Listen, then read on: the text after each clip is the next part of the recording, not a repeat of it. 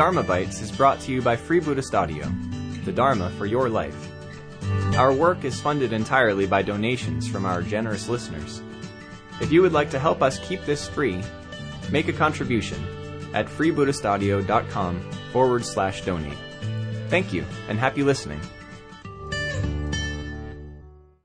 Again and again, the links repeating themselves. Experience of pain, not wanting, and so it goes round and round. However, between the feeling of the pain, say that's my example, and craving of not wanting it, there is a little gap where we have a choice, where I have a choice. And instead of reacting to the pain, through practice, I can start applying mindful awareness. I can start bearing with my experiences just as it is. And I can start noticing that actually it has an ever-changing nature.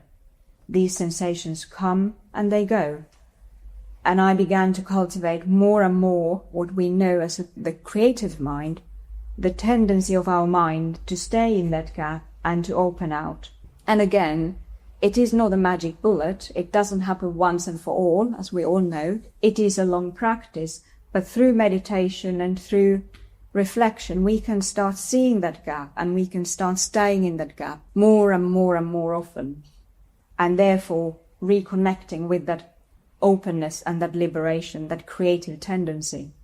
And this upward spiraling trend of conditionality that arises from that gap, from that choice we make, is a very important part of our understanding of conditionality as Sangharakshita has taught it. This spiraling trend can be traced back to the very early disciples of the Buddha, especially his female follower Dhammadinna, who is mentioned as a very foremost teacher. And this spiral path is the ever-unfolding chain of positive mental events or states that lead to liberation. Those states are usually listed as faith and joy, rapture, tranquility, bliss, concentration, knowledge and vision of reality, disenchantment, dispassion, and liberation. So there's a whole wealth of positive mental states arising if we manage to keep that moment of choice and that gap open. And the creative mind finds that gap in the wheel of life time and again and makes the choice not to follow the reactive cycle. So what is then this creative mind? Sangharakshita describes it as the creative mind is above all the aware mind. Being aware, the creative mind is also intensely and radiantly alive. One might say it is the spirit of life itself arising like a fountain of infinite depths of existence, vivifying through the creative person all with whom it comes into contact. Really, really strong description of what creative mind has potential for. And the spiral path opens this to us. And through that we can gain knowledge and vision of reality, which again deepens our trend to move towards liberation.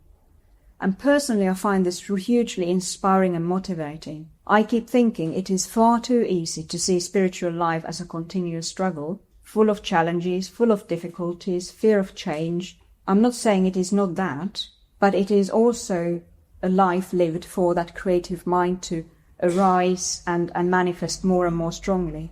And if we see that positive spiral, if we work towards that creativity, it becomes easier to bear those challenges and difficulties. And it becomes more natural to disidentify with the reactive mind, to disengage with the old habits and resist the pull to go around the wheel again.